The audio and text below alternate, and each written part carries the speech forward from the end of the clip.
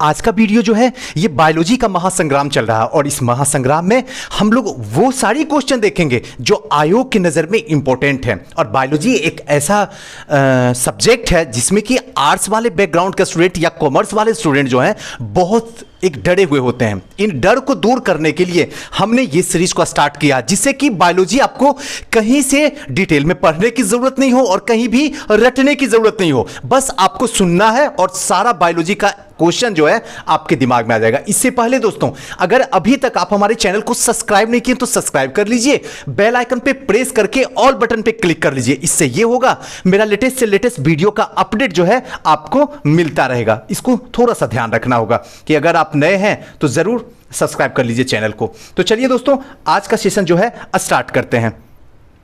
सबसे पहला क्वेश्चन जो है आपके स्क्रीन पे, और इसका जो पहला पार्ट है ऑलरेडी हो गया है। अगर आप देखना चाहते हैं तो डिस्क्रिप्शन बॉक्स में लिंक रहेगा, वहां से आप देख सकते हैं। पहला क्वेश्चन जो है, किस विटामिन से हार्मोन भी कहते हैं? ध्यान रखिएगा, किस विटामिन को जो है हार्मोन भी कहते हैं? इसका सही आंसर होगा विटामिन डी। ध्यान रखिएगा, विटामिन डी को हम क्या कहते हैं? हार्मोन कहते हैं। आइए इसको थोड़ा सा डिटेल में चर्चा कर लेते हैं। विटामिन डी को हार्मोन भी कहा जाता है। मानव मूत्र में विटामिन डी पाया जाता है। अब कई बार क्वेश्चन पूछा गया कि मानव के मूत्र में जो है कौन सा विटामिन पाया जाता है, तो आपको बताना होगा विटामिन डी मानव के मूत्र में। नेक्स्ट जो है, मछली के लीवर यकृत में विटामिन डी पाया जाता है, और मछली के लीवर जो होगा, यकृत जिसको कहते हैं लीवर, उसमें विटामिन डी पाया जाता है, और मानव के मूत्र में भी विटामिन डी पाया जाता है। ध्यान रखिएगा। और विटामिन डी को जो है हम क्या कहते हैं? हार्मोन भी कहते हैं। ध्यान रखिएगा। यानी कि नेक्स्ट क्वेश्चन जो है 20वां नंबर क्वेश्चन क्या है, थोड़ा सा देख लेते हैं। रेनिन का स्त्रावन करने वाला अंग है। इसका सही आंसर जो होगा ऑप्शन नंबर बी, अमाशय यानी कि स्टोमेच। यहां पे क्या है? रेनिन का सिक्रेशन स्टोमेच यानी कि अमाशय जो होता है, अमाशय के द्वारा जो है रेनिन का होता है सिक्रेशन स्टोमेच। अब यहां पे जो है किडनी यानी कि वक्र, और मनुष्य की किडनी की संख्या जो होती है वो कितनी होती है? 2। कई बार क्वेश्चन पूछा जा चुका है कि मनुष्य की किडनी की संख्या कितनी होती है। हालांकि बड़ा इजी है, लेकिन कई स्टूडेंट इसमें आसानी से फंस जाते हैं। मनुष्य की किडनी जो है 2 होते हैं, इसमें जो है यूरिया बनता है। अब ध्यान रखना इतना ही है कि ध्यान रखिएगा, जो किडनी होता है इसी के अंदर जो है क्या बनता है? यूरिया बनता है। बहुत इंपॉर्टेंट क्वेश्चन है। अब किडनी को जो है फंक्शनल यूनिट इकाई को जो है नेफ्रॉन कहते हैं। किडनी के जो फंक्शनल इकाई होता है, यूनिट जो होता है, उसी को कहते हैं नेफ्रॉन। तो आपको याद क्या रखना है? यूरिन कहां बनता है? तो याद रखिएगा वक्र में आपको बोलना होगा। नेक्स्ट क्वेश्चन की तरफ चलते हैं। 21वां नंबर, मनुष्य के शरीर में निष्क्रिय अंगों, ध्यान रखिएगा, निष्क्रिय अंगों का समूह है, इनमें से कौन होगा? तो ऑप्शन नंबर सी होगा, यानी कि निमेशक पटल, कृमि रूप परिशेषिका, और कर्ण पेशियां और कॉक्सी अस्थियां। ये जो है मानव शरीर के अंदर जो है निष्क्रिय अंग है, जो कि बिना काम करने वाला है। अब क्या है? मनुष्य के शरीर में जो है निष्क्रिय अंगों का समूह जो है ये सब होती है निमेशक पटल, और उसके बाद कृमि रूप परिकोशिका, कर्ण पेशियां और कॉक्सी अस्थियां। दूसरा जो है अवशेषी अंग, या फिर कहिए तो निष्क्रिय अंग। ध्यान रखिएगा, निष्क्रिय अंग यानी कि वेस्टिजल ऑर्गेन्स। ये क्या होता है? वैसे अंग जो हमारे पूर्वजों में कार्यरत थे। मतलब क्या है?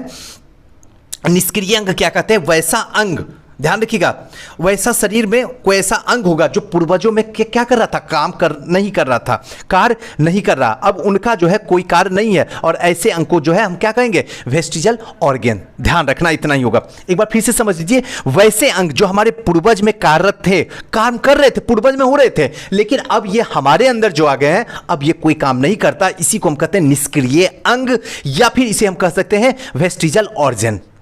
नेक्स्ट 22वां नंबर, पुनरुद्ध, ध्यान रखिएगा, पुनरुद्भवन यानी कि रेजिनेशन मिलता है। तो इसका सही आंसर होगा ऑप्शन नंबर डी, यानी कि प्लेनेरिया।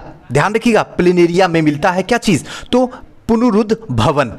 अब आते हैं और देखते हैं क्या है पुनरुद्ध भवन। प्लेनेरिया में जो है पुनरुद्ध भवन की क्रिया को देखने का मिलता। बस इसे जान जाइए, इसमें ज्यादा दिमाग मत लगाइए। समवर्ती अंग यानी कि एनालोगस ऑर्गेन्स, ये है क्या? तो इसका सही आंसर होगा ऑप्शन नंबर ए, चमगादड़ के पंख और तितली के पंख जो होते हैं वो एनालोगस ऑर्गेन होते हैं। याद रखिएगा, चमगादड़ और तितली के पंख क्या होते हैं? समवर्ती अंग होते हैं। आइए इसको डिटेल से थोड़ा जान लेते हैं। समरूप अंग यानी कि चमगादड़ के पंख एवं तितली के पंख जो होते हैं ये क्या होते हैं, समरूप अंग होते हैं। दोस्तों यहां पे एक छोटी सी बात बता देना चाहता हूं कि इंटरव्यू में की वजह से जो है लाइफ इतनी व्यस्त हो चुकी है कि सही टाइम पे सही जो होना चाहिए एक कंटिन्यूअसली में वो मैं नहीं कर पा रहा हूं, और साथ साथ में वीडियो का जो साइज है वो भी छोटा जा रहा है। एनसीईआरटी भी रुक गया है इसी की वजह से, लेकिन ऐसा मत मानिए कि ये रुका रहेगा, ये स्टार्ट होगा, बस थोड़ी सी व्यस्तता है, उसके बाद सब कुछ ठीक हो जाएगा। चलिए समझात अंग, इसको क्या कहते हैं, होमोलोगस ऑर्गेन। ध्यान रखिएगा, होमोलोगस ऑर्गेन वैसे अंग जो विभिन्न कार्य के लिए उपयोजित हो जाने के कारण काफी असमान दिखाई देती है, काफी जो है असमान दिखाई देते, परंतु मूल रचना एवं भ्रूणीय परिवर्धन में समान होते हैं। यानी कि समजात अंग ही इसी को हम कहते हैं जो काफी असमान दिखाई देती है, और भ्रूणीय परिवर्धन जो होता है वो एक तरीके की समान होता है। एग्जाम्पल 4 अगर देखा जाए तो सील के फ्लिपर या फिर चमगादड़ के पंख, घोड़े के अगली टांग जो आगे वाली टांग होती है, बिल्ली का पंजा मारा, और मनुष्य हाथ की मौलिक रचनाएं एक जैसी होती है। जो मनुष्य का हाथ होता है उसकी मौलिक रचनाएं बिल्कुल ही एक जैसी होती है। समरूप अंग ये क्या होता है, एनालोगस, ध्यान रखिएगा, एनालोगस ऑर्गेन ये क्या होता है, ऐसे अंग जो समान कार्य के लिए उपयोजित हो जाने के कारण समान दिखाई देते हैं, इसी को कहते हैं समरूप अंग।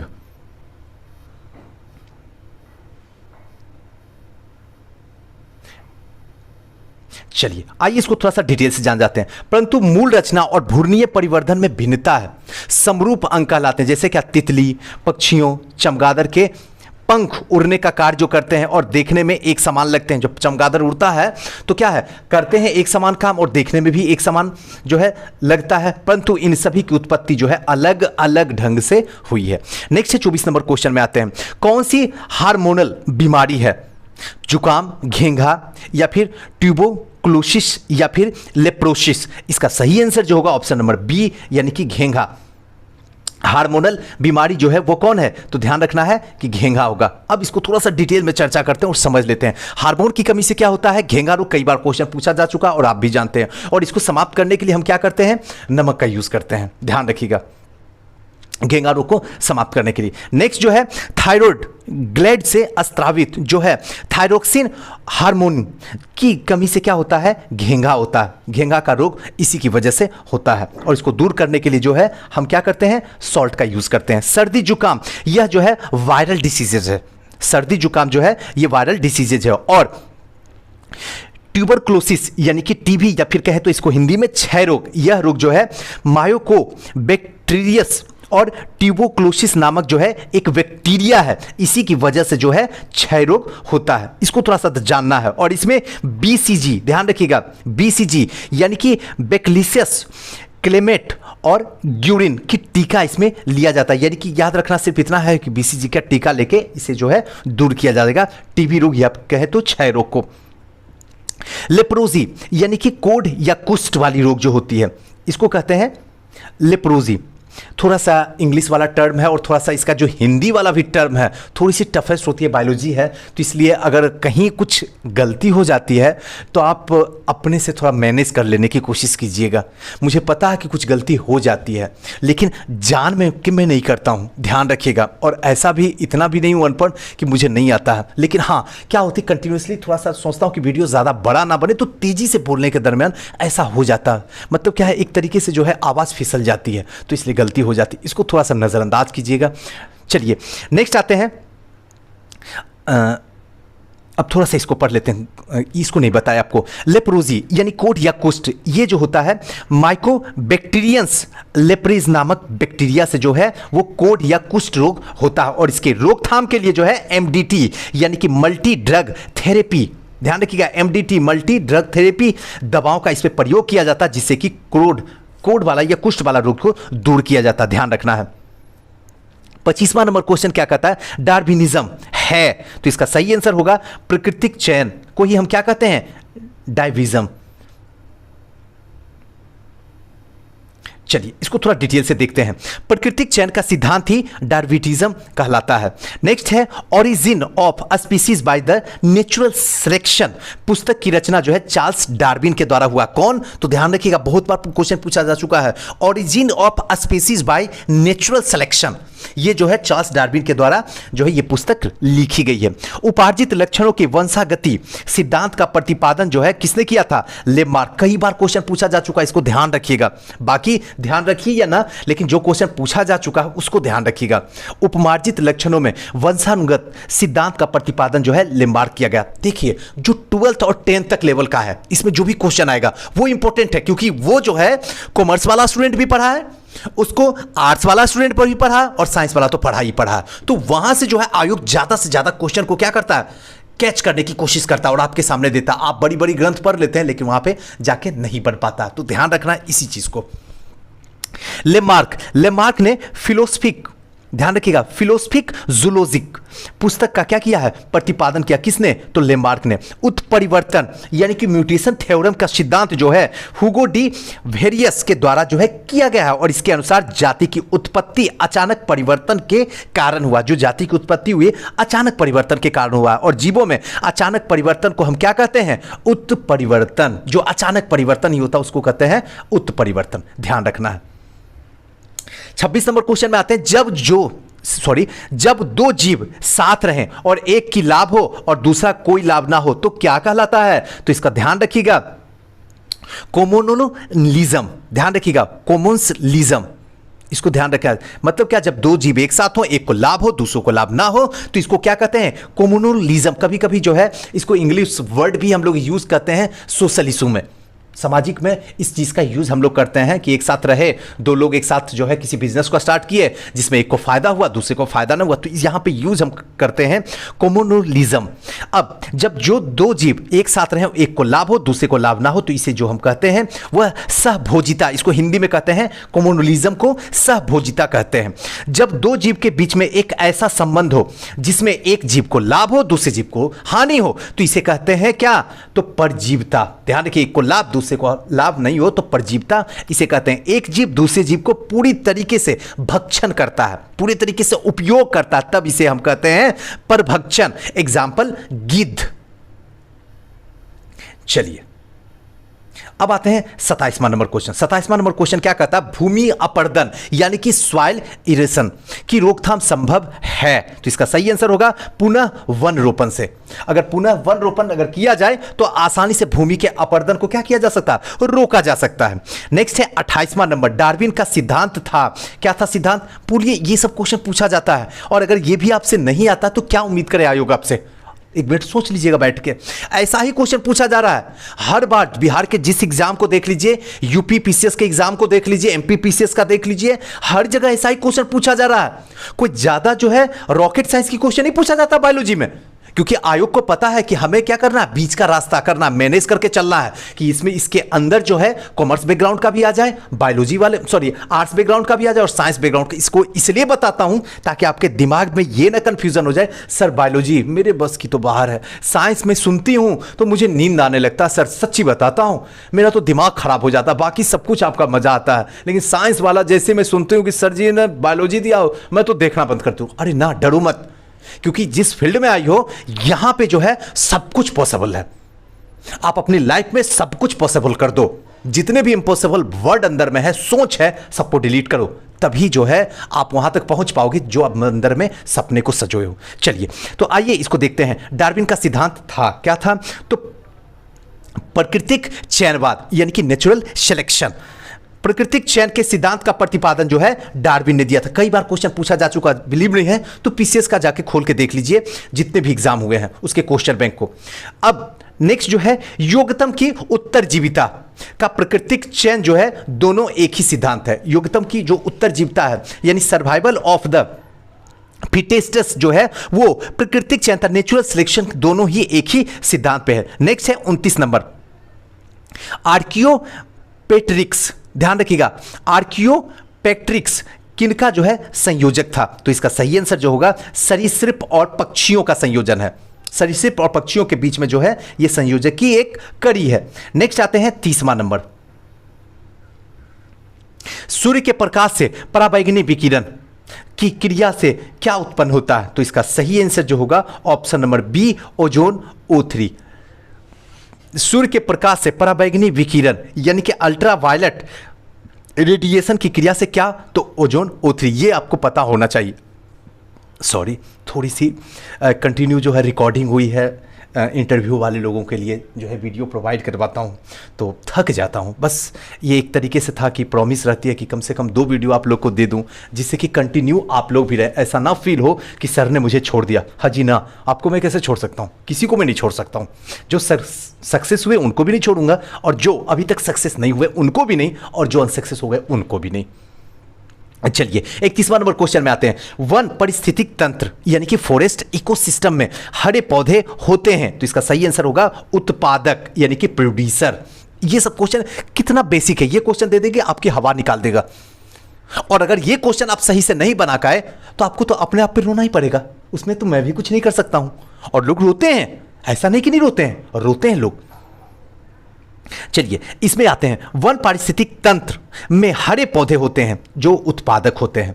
ध्यान रखिएगा, ये क्या होते हैं, प्रोड्यूसर, जिसको उत्पादक कहते हैं। वैसे उपभोक्ता जो उत्पादक से सीधे भोजन प्राप्त करते हैं उसे मूल या कहें तो प्राथमिक उपभोक्ता कहते हैं। जो क्या है, उत्पादकता से, जो उत्पादक है उससे क्या होता है, भोजन प्राप्त करता। जो उत्पादन कर रहा उससे क्या है, डायरेक्ट भोजन प्राप्त कर लेता, उसको क्या कहते हैं, प्राथमिक उपभोक्ता। अभी आप कमा रहे हैं, आप किस पे डिपेंडेंट है, अपने मम्मी पापा पे, तो खाना कहां से आपका हो रहा है, मम्मी पापा से। तो यहां पे जो मम्मी पापा हुए वो क्या हुए, उत्पादक, और आप क्या हो गए, तो उपभोक्ता हो गए। तो इसे कहते हैं प्राथमिक उपभोक्ता यानी कि प्राइमरी कंज्यूमर्स। एग्जाम्पल यहां पे दिया गया, हालांकि मम्मी पापा समझ गए, जैसे घास खाने वाले जानवर, बकरी, खरगोश, गाय, हिरन, यानी कि जो घास खाने वाले वो किस पे डिपेंडेंट है, ये सारे के सारे क्या हैं, घास पे ही डिपेंडेंट है। पौधे, पेड़ पौधे, जंगल पे ही डिपेंडेंट है। इसमें बकरी, खरगोश, गाय, हिरन, ये सारे के सारे इसमें है। अब क्या है, प्राइमरी कंज्यूमर्स, ये क्या होते हैं, शाकाहारी होते हैं। जो प्राइमरी होते हैं सारे के सारे शाकाहारी होते हैं। शाकाहारी और एक मांसाहारी होते हैं। शाकाहारी मतलब होता है क्या, जो क्या है, शुद्ध भोजन करता है, जैसे क्या मतलब क्या है, पेड़ पौधे। और मांसाहारी जो क्या करता है, दूसरे जानवरों का भोजन करता है, उसे मांसाहारी कहा जाता है। नेक्स्ट है मृत उत्पादक और उपभोक्ता को सरल पदार्थ में अपघटित करने वाले जीव जो होते हैं वो अपघटक कहलाते हैं। जैसे बैक्टीरिया, वायरस, फंगस, ये सब जो है मृत प्राणी जो होता है, मृत पदार्थ जो कहें, जीव कहें, इसको क्या करता है, धीरे धीरे कंपोजर बना लेता है, अपघटक कर लेता है, इसको क्या कर लेता है, अपघटित कर लेता है, जिसको हम क्या कहते हैं, डिकंपोजर कहते हैं, जिसमें आता है बैक्टीरिया, वायरस या फंगस। ध्यान रखना है। चलिए नेक्स्ट क्वेश्चन की तरफ हम लोग चलते हैं। नेक्स्ट क्वेश्चन क्या कहता है, जीवों का वातावरण के पारस्परिक संबंधों के अध्ययन कहलाता है। क्या अध्ययन, इसको क्या कहलाता है, इकोतंत्र, इकोलॉजी, या फिर ऑटकोलॉजिकल, या फिर सिनिकोलॉजी, ये क्या कहलाता है, इसको थोड़ा सा समझिए। आइए इसका सही आंसर जो होगा वो होगा ऑप्शन नंबर बी, यानी कि जीवों के वातावरण के पारस्परिक संबंधों के अध्ययन को हम क्या कहते हैं, इकोलॉजी कहते हैं। किसी क्षेत्र विशेष में जैविक घटक जो होता है वो बायोटिक फैक्टर कहलाता है, और जो अजैविक घटक होता है एबायोटिक फैक्टर के संबंध को ही हम क्या कहते हैं, इकोतंत्र कहते हैं। अब होता है बायोटिक फैक्टर के अंतर्गत जो है सजीव जीव जंतु, पेड़ पौधे आते हैं। बायोटिक फैक्टर के अंतर्गत जो है सजीव जीव जंतु और पेड़ पौधे आते हैं। एबायोटिक फैक्टर के अंतर्गत सूर्य, ताप, जल, वायु, प्रकाश इत्यादि जो है एबायोटिक फैक्टर आता है। अब बायोटिक और एबायोटिक तो समझ में आ गए, जिसमें जीव जंतु, पेड़ पौधे वगैरह जो है वो क्या है, बायोटिक। और जो नेचुरल है जैसे एबायोटिक, जैसे सूर्य हो गया, ताप हो गया, जल हो गया, वायु हो गया, सारा का सारा नेचुरल है, ये होगा एबायोटिक फैक्टर, ये बायोलॉजी में आता है। चलिए नेक्स्ट में आते हैं एक्यूटोलॉजिकल। ध्यान रखिएगा, एक्यूटोलॉजी ये क्या होता है, केवल एक ही जात के जीवों के अध्ययन को हम क्या कहते हैं, एक्यूटोलॉजी। ध्यान रखिएगा, थोड़ा सा यहां पे वर्ड का है। अब नेक्स्ट आते हैं साइनोक्लोजी। ये क्या होता है, किसी क्षेत्र विशेष में पूरे जीव जंतु के जो समुदाय के अध्ययन होते हैं उसे हम कहते हैं साइनोक्लोजी। ध्यान रखना। नेक्स्ट जो है, ध्यान रखिएगा, 33वां नंबर, निम्नलिखित में से किस युग में कोई जीव नहीं था। अब ऑप्शन जो है आपके स्क्रीन पे, मैं आंसर इसको बताता हूं, ऑप्शन नंबर बी, यानी कि एजोकिक काल में। ध्यान रखिएगा, एजोकिक काल में जो है कोई भी जीव नहीं था, जीवन नहीं था। या कह सकते हैं हम इसे प्राग जैविक काल। इस काल में आर्कियन काल के नाम से जाना जाता है और इस काल के चट्टान को जो है जीवाश्म पूर्णतः अभाव होता है। अब है पेलीजोइक और जो है पुराजीवी काल, इसको क्या कहते हैं? इसे जो है प्राथमिक युग भी कहा जाता है। पेलीजोइक को जो है प्राथमिक युग भी कहा जाता है और इस युग में वनस्पति और जीवों की उत्पत्ति हुई है। इसमें वनस्पति और जीवों की उत्पत्ति हुई है। नेक्स्ट जो है कैम्ब्रियन काल, इसमें क्या है? पेलीजोइक काल यानी कि पुराजीवी महाकल्प के अंतर्गत जो है कैम्ब्रियन काल आता है और पुराजीवी महाकाल के प्रारंभिक काल यानी कि 600 मिलियन से 500 मिलियन ईसा पूर्व कैम्ब्रियन का नाम से जाना जाता है। नेक्स्ट जो है मेसोजोइक महाकाल, ये क्या होता है? इसे द्वितीय युग भी कहा जाता है, द्वितीय युग भी कहा जाता है और इसे जो है ट्रियासिक या फिर जुरेसिक या फिर क्रिटेशियस कालों में बांटा गया है, जिसे जुरासिक काल में डायनासोर की उत्पत्ति इसी टाइम में हुआ था। मेसोजोइक महाकल्प, इसी के टाइम में डायनासोर का जो है उत्पत्ति हुआ था, ध्यान रखना आपको है। 34वां नंबर क्वेश्चन क्या कहता है? उत्परिवर्तनवाद यानी कि म्यूटेशन थ्योरम को प्रस्तुत किसने किया था? तो इसका सही आंसर होगा डी यानी कि डी ब्रिज, यानी उत्परिवर्तनवाद म्यूटेशन थ्योरम का उत्पादन जो है हुगो डी ब्रिज बस याद रखिएगा, आपको याद आ जाएगा। उत्परिवर्तनवाद का सिद्धांत जो है वो जो है हुगो डी ब्रिज ने किया था। इन्होंने एक नया उत्परिवर्तन सिद्धांत प्रस्तुत किया था जिसे नवडार्विनवाद के नाम से भी जाना गया था। नेक्स्ट जो है ग्रेगन जॉन मेंडल, ये क्या थे? अनुवांशिक के पिता कहा जाता है। याद रखिएगा मेंडल को क्या कहा जाता है? अनुवांशिक का पिता। कई बार क्वेश्चन पूछा गया फादर ऑफ जेनेटिक्स किसको कहा जाता है? तो मेंडल को कहा जाता है। पूरा नाम बस थोड़ा सा ध्यान रख लीजिए, ग्रेगर जॉन मेंडल। नेक्स्ट जो है उद्विकास के क्षेत्र में सर्वप्रथम मत देने वाले वैज्ञानिक लेमार्क, ध्यान रखिएगा उद्विकास के क्षेत्र में सर्वप्रथम मत देने वाला वैज्ञानिक जो थे वो लेमार्क थे, जिन्होंने 1809 में फिलोसफिक जूलॉजिक पुस्तक को क्या किए थे? प्रकाशित इन्होंने किया था 1809 में। नेक्स्ट जो है 1 माइक्रोन होता है, तो इसका सही आंसर होगा ऑप्शन नंबर ए 1/1000 mm। ध्यान रखिएगा 1 माइक्रोन बराबर वो 1/1000 जो है mm होता है, बस इतना ध्यान रखिएगा। तो दोस्तों आज का जो है वीडियो यहीं तक रखते हैं। आपको कैसा लगा मुझे ज़रूर बताइएगा। हाँ, कुछ ऐसा टर्म है जो मैं भी एक्सेप्ट कर लेता हूँ, आपको बोलने की कोई ज़रूरत ना दूंगा कि हाँ कुछ की वर्ड में थोड़ी सी बायोलॉजिकल टर्म जो होता है थोड़ा सा टफेस्ट होता है और जिस समय कंटिन्यू होता है तो थोड़ा सा क्या होता है ना, अगर आता भी है ना तब भी जो है जुबान फिसल जाती है। तो इसको मैं उम्मीद करूँगा आप ज़रूर मुझे माफ़ कर दीजिएगा, क्योंकि हर जगह तो नहीं होता लेकिन कहीं कहीं जगह हो ही जाता है। मैं हद तक कोशिश करता हूँ नहीं हो, लेकिन फिर भी, और हो सके तो अगर आपको अच्छा ये वीडियो लगे तो प्लीज़ कमेंट कीजिए और ज़्यादा से ज़्यादा शेयर कीजिए ताकि उनके पास भी जा सके जिनका कोई सहारा नहीं है, जिनके पास किताब खरीदने के पैसे नहीं हैं, लेकिन उनका उम्मीद, उनका लक्ष्य, उनका सपना जो है एसडीएम बनने का है। और वो सपना और उम्मीद और उनका लक्ष्य को पूरा करने में थोड़ा आप सहयोग दीजिए, जैसे मैं आपका सहयोग देता हूँ। थैंक यू, नमस्कार।